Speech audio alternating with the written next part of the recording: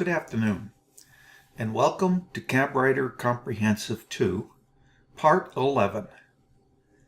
This is the final part in this series, and what we're going to do today is create all of the production files that we need to build this kitchen. What you see before you is where we left off in Part 10. I took the liberty offline to make some changes to where we left off in Part 10. For instance, we had a purchase part scene which showed only the draw boxes, and we had a separate door and draw fronts scene. I'm going to combine them, or I did combine them offline, into a doors and draws scene. I also added some other scenes, just a few. The other thing I did, if I bring up the window extended entity info, and if I look at these draw and door fronts, we made a major mistake. Well, it's not major, but we made a big mistake when we started out. And that is, I didn't really examine my defaults carefully. And I made the material for the door and draw fronts MDF. I really wanted it to be maple plywood. Going back and doing that at this point would mean redrawing all the cabinets, and since I've made a lot of changes to the cabinets, I don't really want to do that. I could. It wouldn't take me that long. But I prefer not to. So I'm going to fix that up here locally. Now, I'll make those changes, as you'll see in a moment, just in the extended entity info. And what that will do is it will change the type of material and the name of the material that I'll be using for the door and draw fronts in the extended entity info attributes, which is what's used for the production cut lists and drawings. It will not change, because I'm not going to redraw the cabinets, it will not change the defaults stored within the cabinets. If I look at the defaults stored within the cabinets, they will still point to MDF. But this is a practical and simple fix. Everything will work out fine in the end. The other minor problem it's going to cause us is I drew the draw fronts as if they were made from hardwood, 13 sixteenths thick. We don't really have plywood that's 13 sixteenths thick. So I'm going to fudge it, and I'll show you how I'm going to do that later. But beside these two problems, we're fine. We're in good shape, and I'll show you what I changed and how I changed it. First of all, I'm going to select all of the door and draw fronts with the Control-A keyboard shortcut. And now, since I've selected all of those, I can change this sheet good to maple plywood.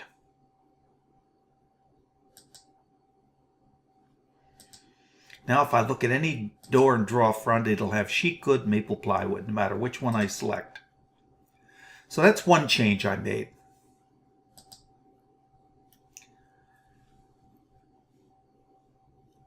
See the others, let me close this. I'm going to close it and not save it, because I saved it in the new version that I did offline. So I'm just going to close this. I'm not going to save my changes. Notice what I did here.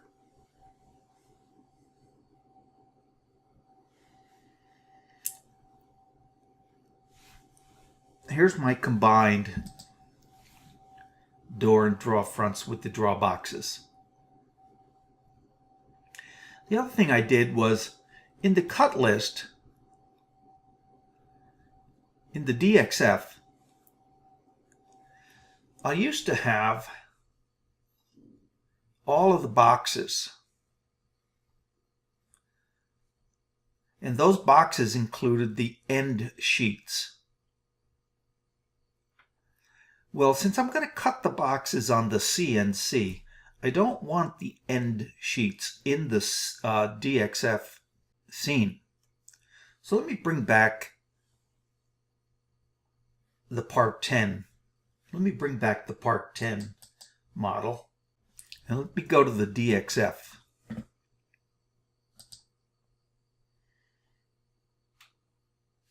Notice here that I have the end sheets.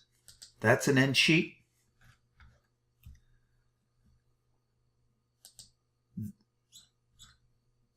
That's an end sheet. That's an end sheet. Look at the... Oh, let me get rid of the scenes here for a moment. And bring up entity info. Notice in entity info what an end sheet is. It's a sheet panel, SP. So one of the things I can do is I can call out all of the end sheets using the outliner here.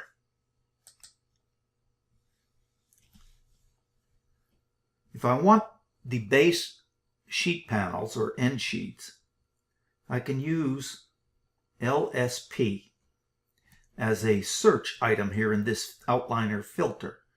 So if I type in LSP, notice I get all of the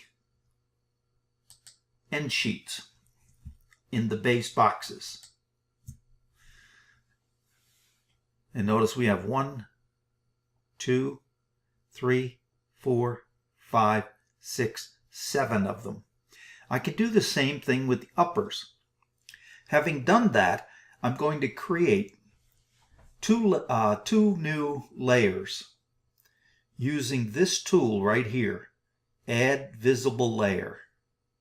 And what that will do is it will add these new layers to all of the scenes.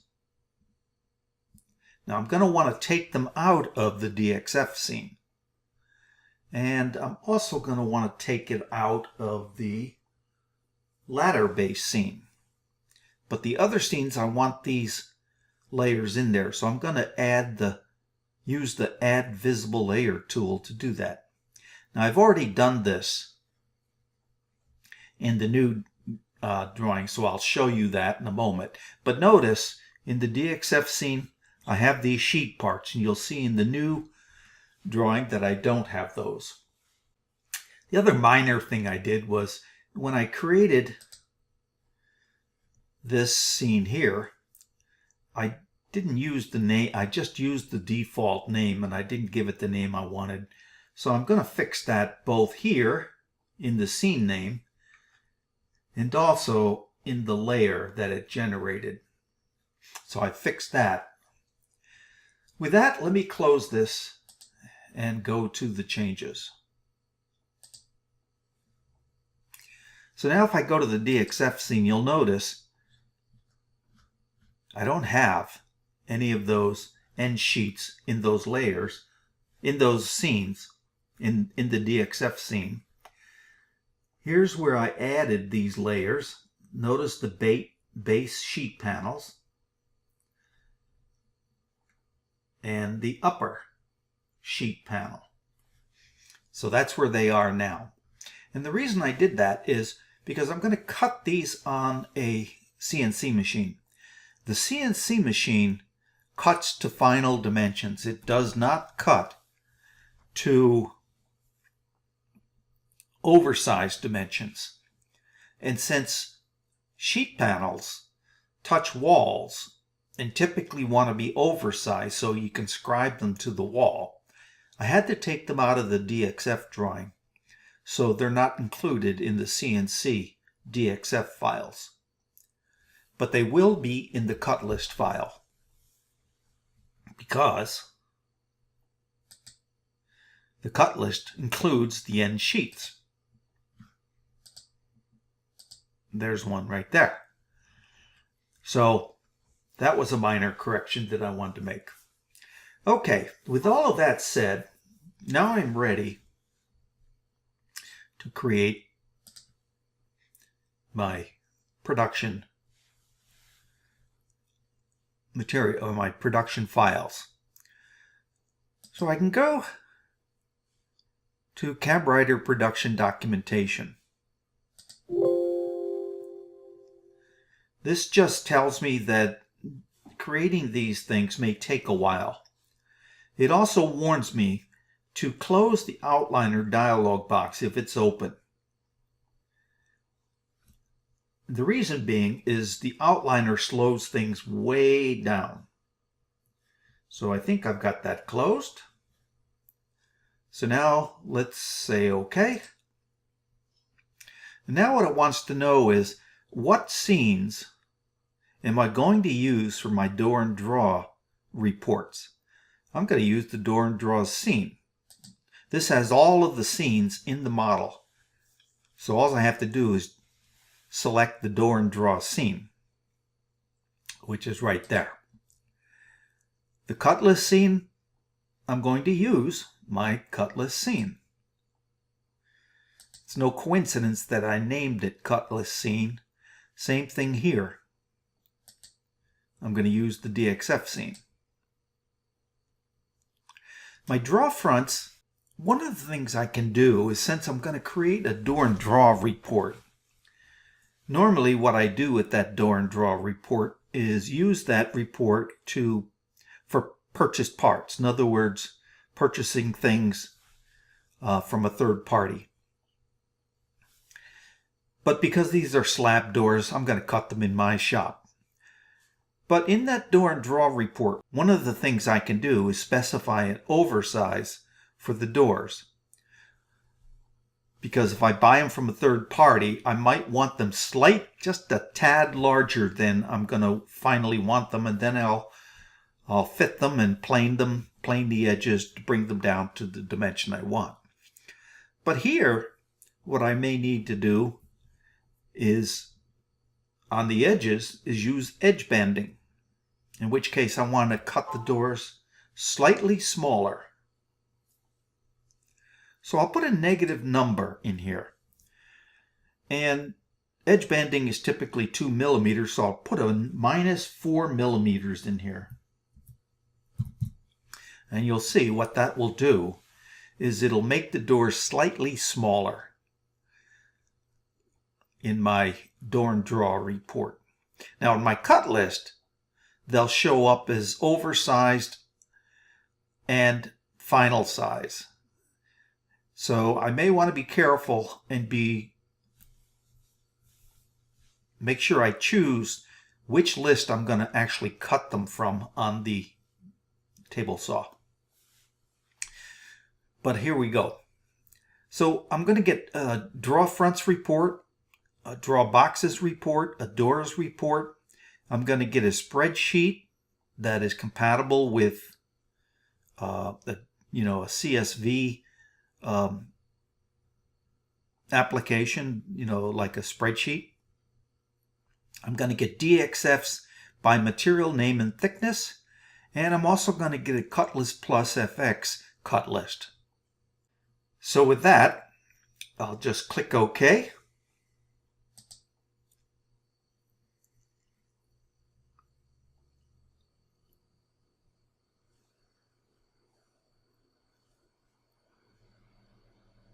This will take a little while, but we'll be patient.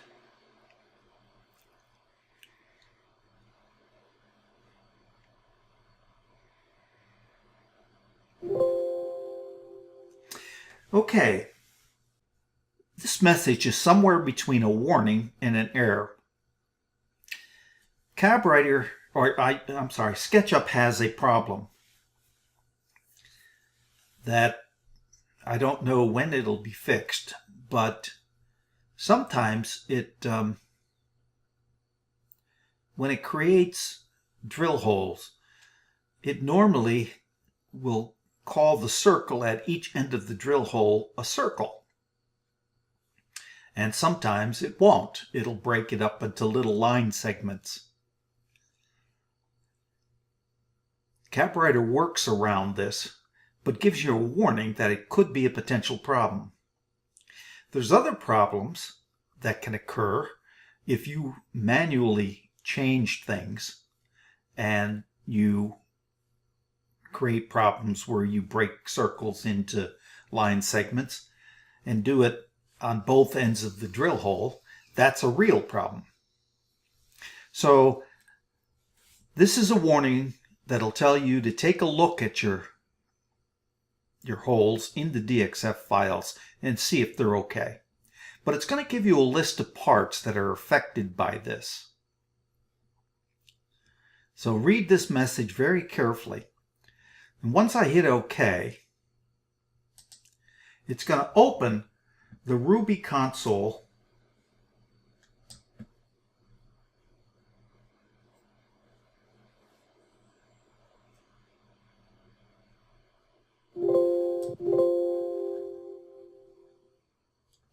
Now it told me it's complete.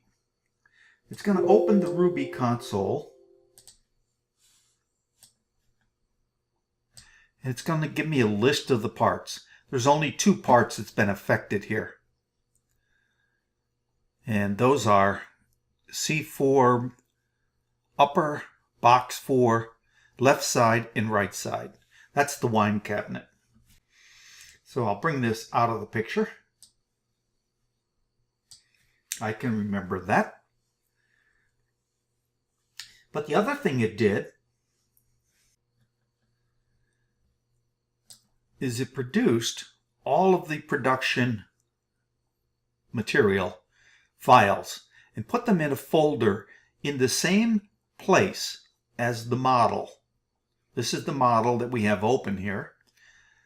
This is a backup to that model. And this is the folder it just produced with all of the documentation in it. So look, here's what it produced. This is the CutList Plus FX file. This is the CSV file for opening the parts list in a Excel spreadsheet or something like this. This is my door and draw report.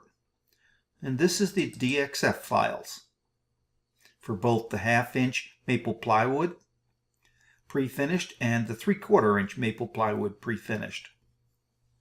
We're going to open each one of these, and I'm going to start with the Martha LaBelle Kitchen CutList Plus FX file. All I have to do is double click on it and it'll open up automatically. Let me move this out of the way.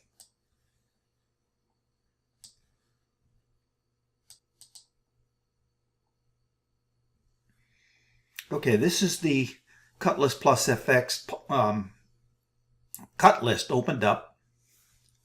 And you can see here, we got the part numbers, subassembly, part name, the number of copies. These 3 columns will represent the oversized dimensions for parts. So in our CabWriter settings cut list oversizing, anything that's been oversized, the oversized dimension will be shown here. The finished dimension will be shown in finished thickness, finished width, and finished length. What has been oversized will be indicated here. So for instance, in this case, nothing has been oversized. And so these dimensions will be identical to these dimensions. Here only the thickness has been oversized. So this is a draw front. It's been oversized to 13/16. Its final dimension will be 3/4. This has been oversized in width only, 9 1/4. its final dimension is 9. And this has been oversized in length only. So the length is 25 and 15/16, whereas the final dimension will be 25 and 11/16. So understand that this is what the layout optimization is going to look like, because the layouts will be your first cut, your oversized cut. Some point later, you're going to cut them down to these size. You don't have to oversize parts. In your CabWriter settings, you can set all of the oversizing to 0. In fact, let me show you that. If I were to take a look at CabWriter settings, in the cut list, this is the oversizing. If you don't want any oversizing, you can set all of these to 0, or set the appropriate ones to 0, or change them to another dimension. But just remember, whatever you've got in here for oversizing is going to be added to the part, and when you look at the cut list, the first cut will be oversized. Okay, so now the next thing we want to do with CutList Plus FX is we want to optimize our sheet layouts. And we'll do that by going to this Layout tab and pushing it. And there we go. We've got everything laid out. Now, one of the things I did, so remember I told you that the door fronts and draw fronts were 13/16.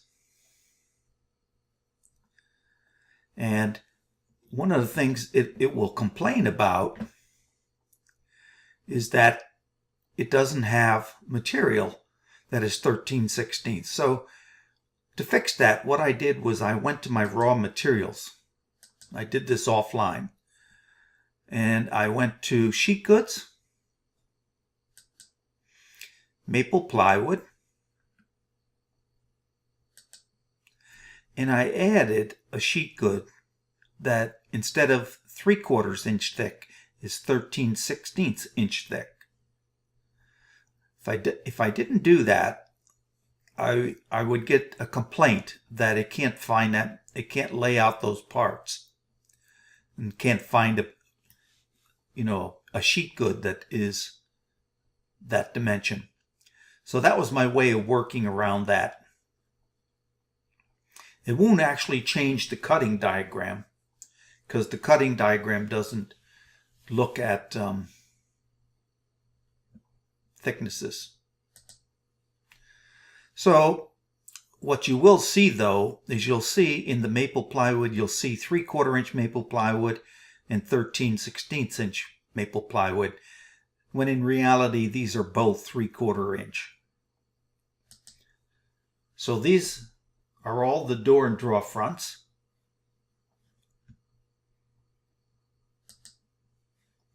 This is everything that's maple plywood and is not door and draw fronts. And then in the pre-finished, I have two dimensions, 1/2 and 3/4. This will be all of the box sheet goods. That's the 1/2 inch box sheet goods. You see how many sheets are required here. And this is the 3/4 inch pre-finished sheet goods. And notice there's quite a few more sheets required.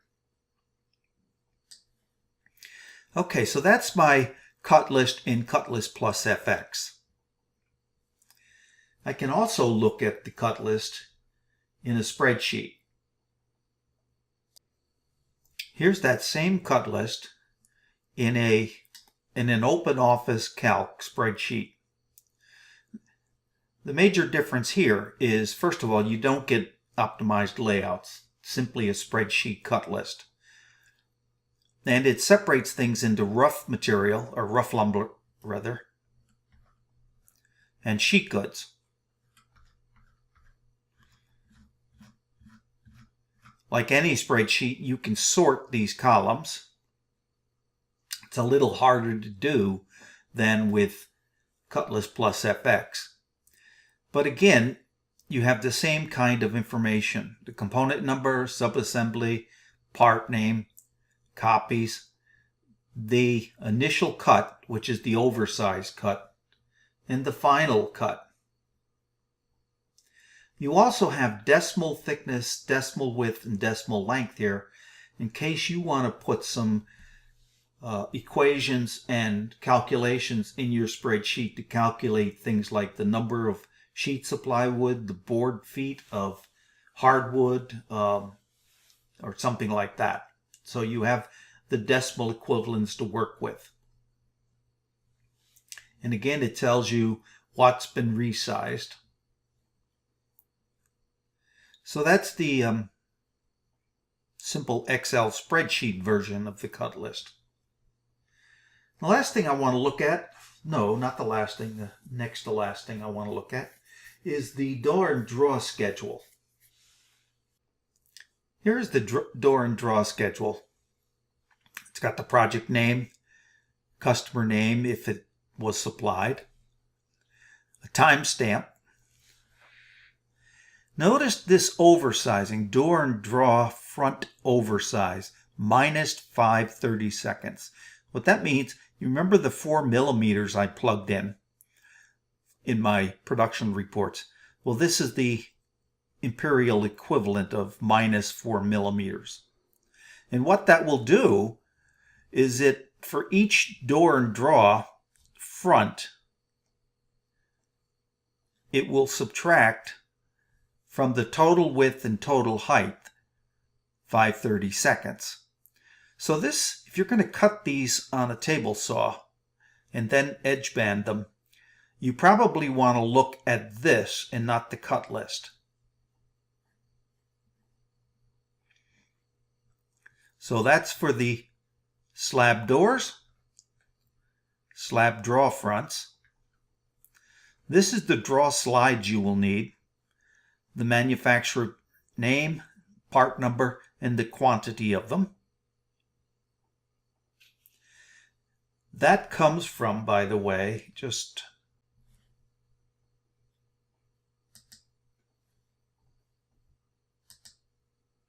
that comes from this set of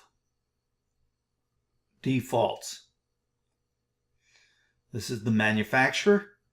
This is the description, part number, and this is all based on the depth of your cabinet and the maximum size slides you can have in there. So that's the source of these,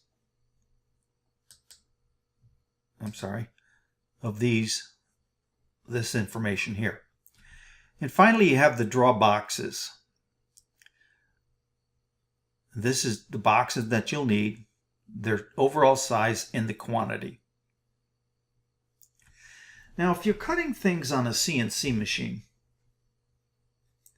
you have DXF files. And I'm going to open the DXF files in an application called Vectric Cut 2D Pro. So I'll create a new file, and I've got some things I have to set up here. My job size, which is 96-inch by 48-inch plywood. And I'm going to import some vectors. I'm going to go to my Dropbox.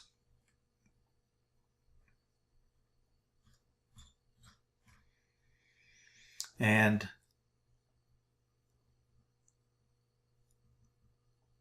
CabWriter Comprehensive, Part 11.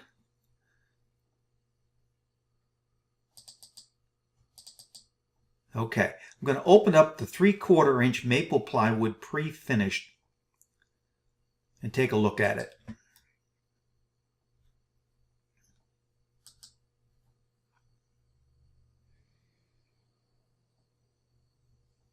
Okay, it's imported them, and you can see them all along here, all stretched out along this stretched out in a line. So now I'll lay them out and preview them. Does it take a little while?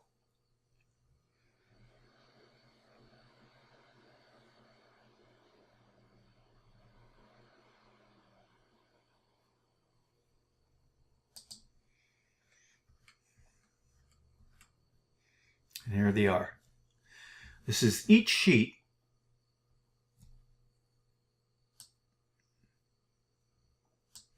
You notice there's 20 sheets of this particular type of material. That's the 3/4 inch pre-finished material. And I can look at each one of these. And one of the things I wanted to look at, you remember that little warning we got about 2 of the parts and their holes. Well, first thing I want to do is look at those and see if things are looking right. It looks like they're right here.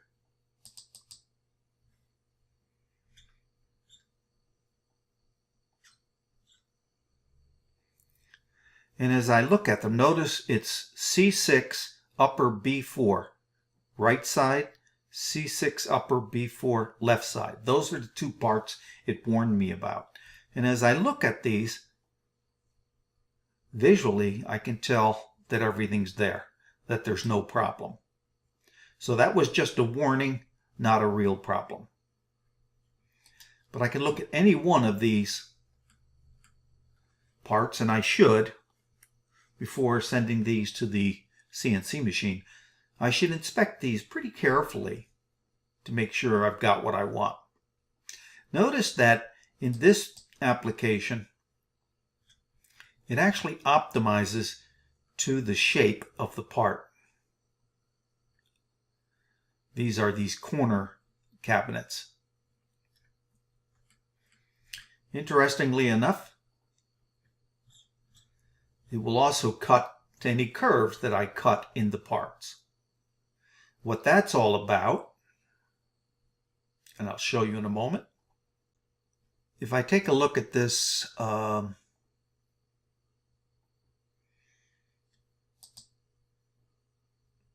this is the sink cabinet, and in order to put the appliance in there, if I just bring up the appliances here for a moment, in order to put the appliance in there, I had to cut out for it. And so I did. I just cut that part.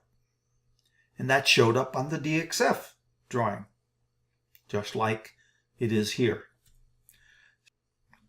That's what that cutout is all about. All right, so now I'm ready to go to the CNC machine. And it was that simple. Okay, what we have left to do is to take these scenes and the hatched scenes and send them over to layout.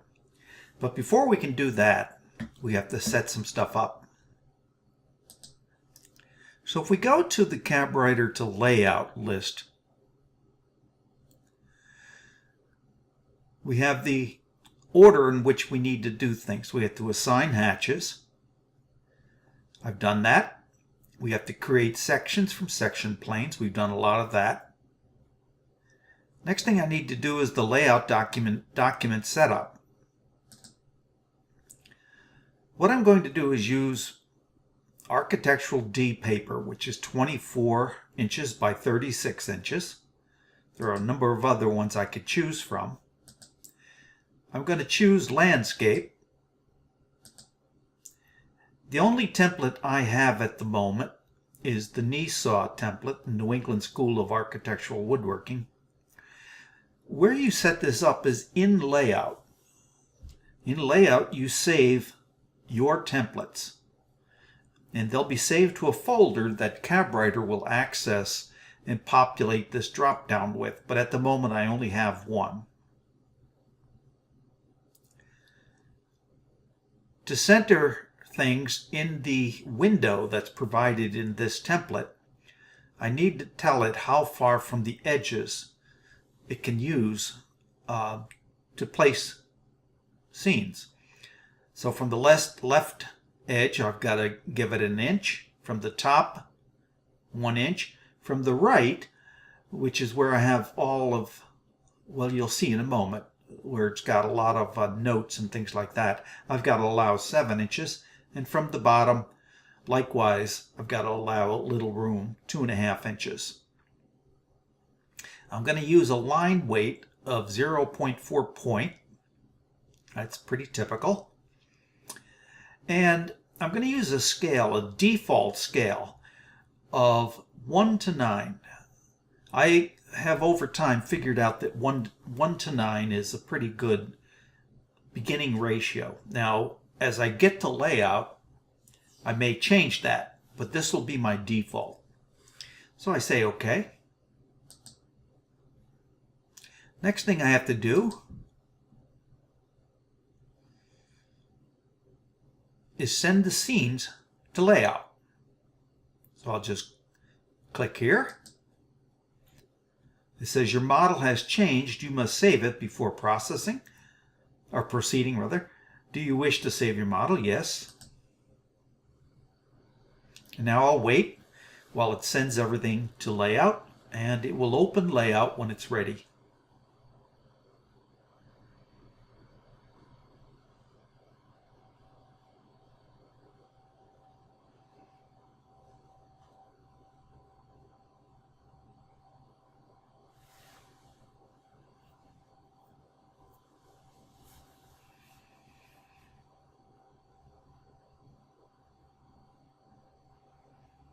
We'll just need to be patient here.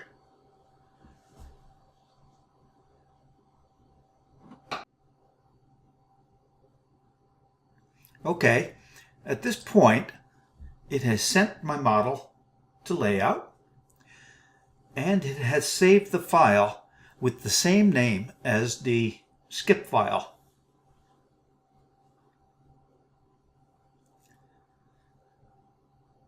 In my template, I had a cover page and I had inside pages in case I want to add some more inside pages. There's been nothing put in there. But my next page, page 3,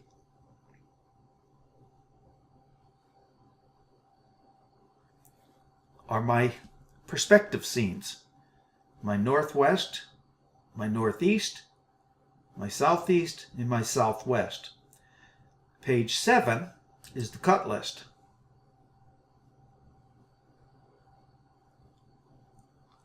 Page 8 is the DXF file, the DXF scene.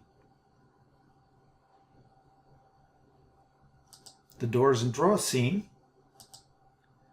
My base scene, which I may want to get rid of. And my base plan. Now notice my base plan at this moment is not hatched. There's no hatching at the moment. And I'm not going to walk through all of these, but that's my upper plan there. North elevation.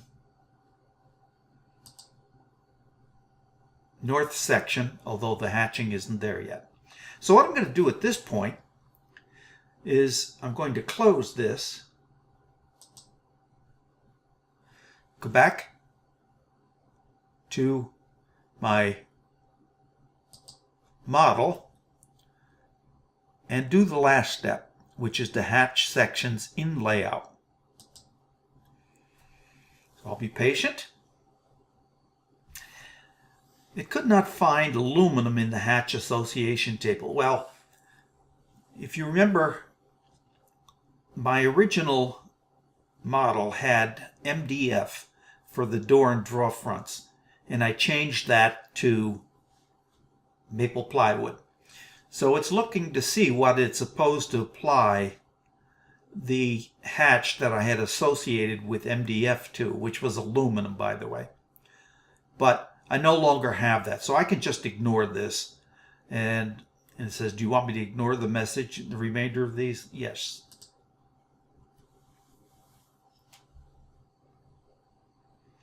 And now it's going to open sketch or layout.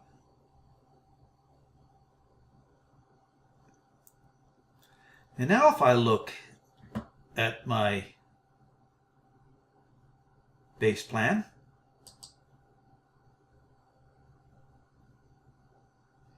notice it's hatched.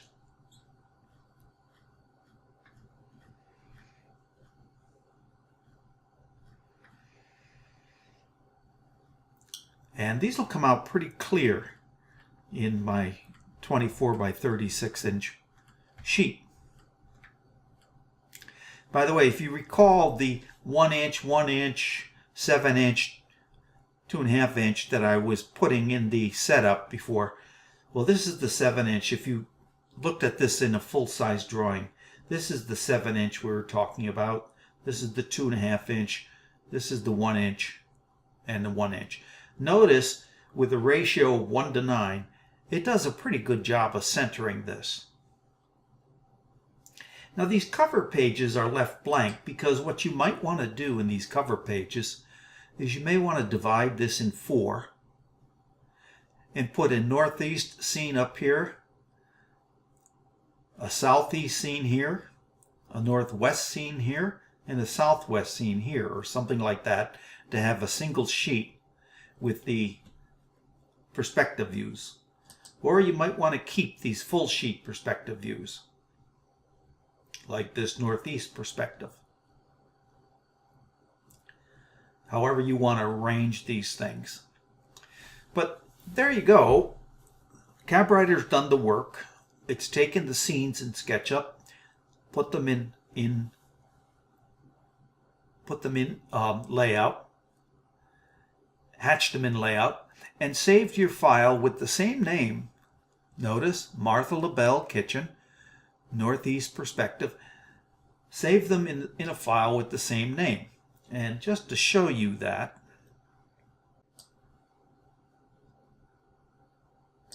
here we are in Part 11. This is my Part 11 folder. This is the model here. This is the layout file that we're looking at right now.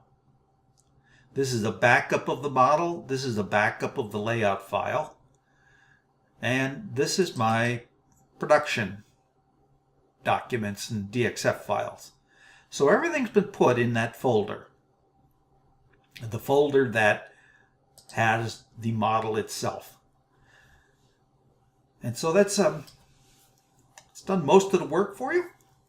And now let's go back and wrap this up. There is a manual that goes along with a user's guide that goes along with CabWriter, and you can find it in the extensions CabWriter Open User's Guide. And here's the user's guide. You can save this to your desktop and open it there. And then you'll also have the table of contents that you can use to get through it. But it's about 248, 250 pages with an extensive table of contents. And on page 10 is a table that will give you every single command in CabWriter, and it'll tell you the page to go to read about that command in detail. And it also will go into, in chapter 4, I believe it is, how to begin drawing this Martha LaBelle kitchen. So you'll find this a very, very handy resource. Okay, that brings us to the end of CabWriter Comprehensive 2.